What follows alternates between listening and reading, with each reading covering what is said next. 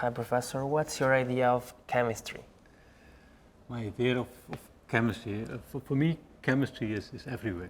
So for me, chemistry is everywhere around us. It's at the base of all advances in society. So people don't realize, but everything we use in our daily life, there's at least a small component of chemistry that has helped to improve it.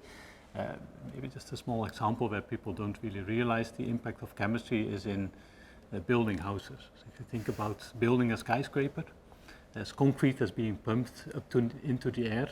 This is only possible because there's a polymer superplasticizer that makes the concrete more fluid and pumpable. What's in your idea the future challenges of polymer in biomaterial field? I think the polymers in the biomedical field also they have a lot of opportunities, and I think they will help to develop the medicine of the future, to have more personalized medicine. And there you can think about tissue engineering, where cells from the patient are taken, they are grown into a new piece of tissue with a polymer material and then implanted back.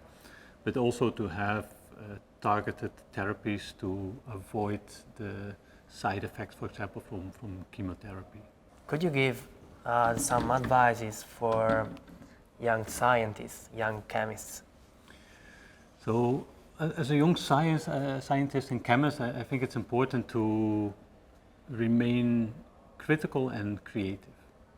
So think about what you're doing and why you're doing things, and if somebody tells you to make a new polymer in a certain way, critically ask yourself the question if you can do it better, can do it different, can make maybe a new polymer. Really try to get away from the known paths and to develop your own future and your own new ideas and methods. That's the best way to develop.